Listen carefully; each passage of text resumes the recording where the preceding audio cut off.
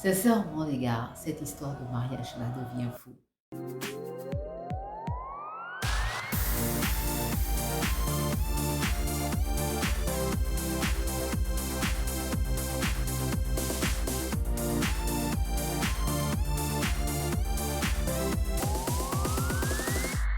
Il y a aussi d'autres raisons pour lesquelles certaines femmes ne sont pas enceintes. C'est parce qu'elles ne font pas. Tu ne peux pas être enceinte si tu ne fais pas. Et beaucoup de femmes ne le disent pas. Mais il y a beaucoup de femmes qui sont ici en Europe, aux États-Unis, qui ne font pas.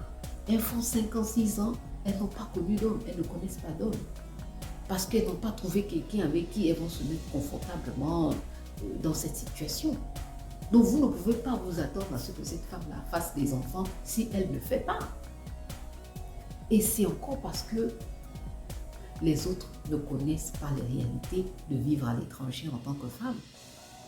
Ça ne se dit pas, on ne dit pas. Personne ne court dans les rues pour dire que « Ah, je n'ai pas fait depuis 10 ans, je n'ai pas fait depuis 4 ans, je n'ai pas fait depuis 2 ans. » Personne ne court dans les rues pour le dire. Ce n'est pas quelque chose, après un certain âge, ce n'est pas quelque chose d'intéressant à dire. C'est bien quand tu as 14 ans, 15 ans, tu dis que tu es encore vierge, mais tu as 40 ans, 45 ans, tu dis que tu es encore vierge, ou bien tu dis que tu n'as pas fait depuis 10 ans, ça devient tabou. Effectivement, ça devient tabou. Donc il y a aussi ça. Les gens doivent aussi comprendre qu'il y a une réalité qui est là, d'être une femme immigrée qui n'est pas facile. Il y a aussi les femmes africaines qui sont en Afrique et qui vont te dire que depuis qu'elles ont fait leur premier enfant là même, elles n'ont pas fait avec le mari depuis. Voilà pourquoi elles n'ont pas eu d'autres enfants. Ou depuis qu'elle a cassé avec son ex, depuis là-haut, ça fait bientôt 5 ans, elle n'arrive pas à trouver quelqu'un. Et même quand elle trouve quelqu'un, elle ne veut pas aller jusque là-bas, quoi. Donc voilà, ça passe seulement comme ça. Et elle est peut-être busy, elle est occupée à faire autre chose. Donc avec ça, bon, le temps passe et on se rend compte que, oh, ben dis donc, 4 ans est passé comme ça, nothing happened. Donc à la famille, vraiment, take it easy, comme disent les Américains, take it easy. Donc doucement, doucement, hein, malembe, malembe. Laissez les gens vivre leur vie et leur réalité. Il n'y a pas de problème à un rappel de temps en temps, mais apportez les solutions. Vous pouvez toujours vous procurer de votre propre copie de pensée encourageante disponible en ce moment sur Amazon. Je vais vous raconter une histoire personnelle. Il y a quelques années, ma propre mère en anglais on dit m'a hook up. Elle m'a hook up avec un jeune homme qu'elle a rencontré dans ses business. Et le jeune homme m'a vu sur son profil, je pense, et il a demandé après moi. Donc, elle était excited. Donc, elle m'a appelé, elle me dit, ah, tu sais, Naïd, il y a un jeune monsieur là, il est comme ça, il est comme ça. Je dis, il n'y a pas de problème, je vais parler avec le monsieur. Voilà un autre point qui est très important.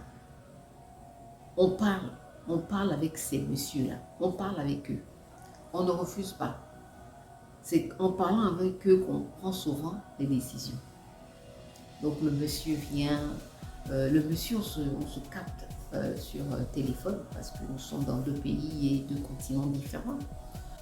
Déjà avec l'engouement du monsieur, je deviens un peu hésitante parce qu'il est un peu trop harsh. Ah vraiment, Yonangai, un bolingo.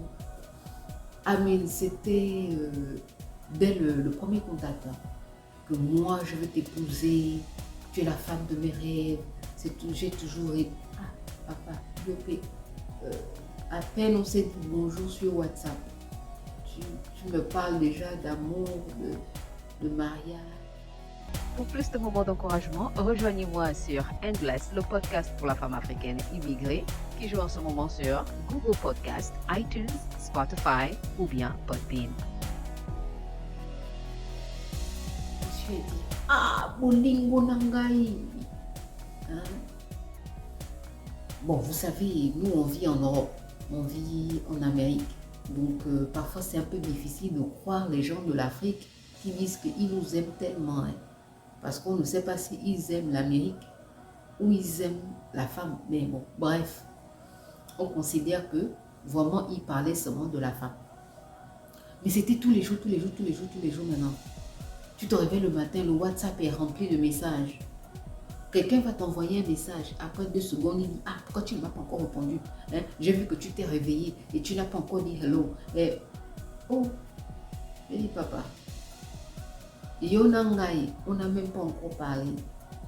Et tu es déjà en train de... Non, c'est bon.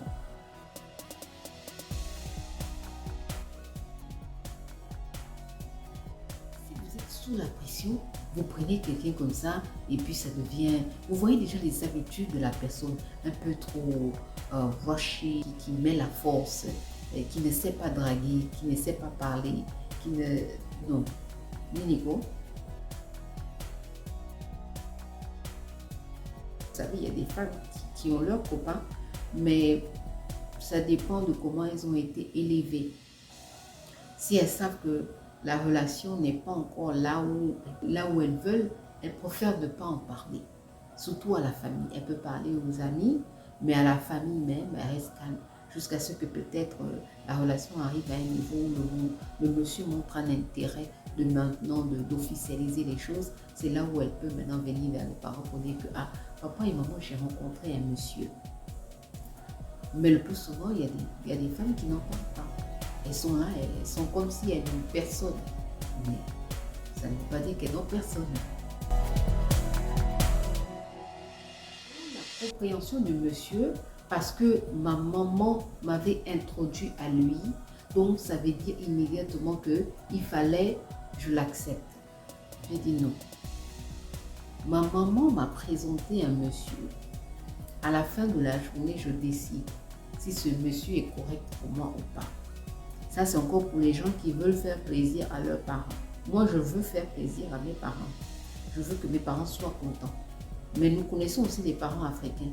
Tu vas aller prendre quelqu'un, la personne va venir, va te donner des mots de tête. Ce sont les mêmes parents là, Baroyaka, hein? Ils vont te... Barofingayo. Donc, ils vont venir, tu es la première personne qu'on va insulter.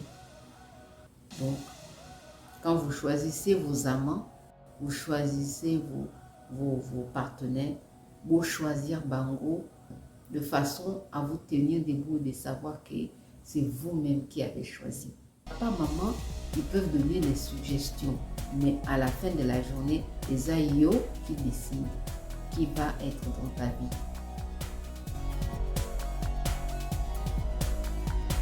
Vraiment, à nos sœurs africaines qui sont là dehors, que ce soit en Afrique ou en Europe ou dans les Amériques, prenez des décisions qui vous seront favorables. Parce que ces décisions, non seulement vont vous aider à vous épanouir, mais ça va aussi vous aider à être plus stable dans votre famille et aussi être quelqu'un de plus positif et productif dans votre communauté. Donc, on ne fait pas les choses pour les autres. On fait les choses pour soi-même. Savoir que la personne que j'ai choisie là, c'est moi qui ai voulu. Maintenant, si ça ne marche pas, c'était mon choix. Si ça marche, c'était aussi mon choix. Ok?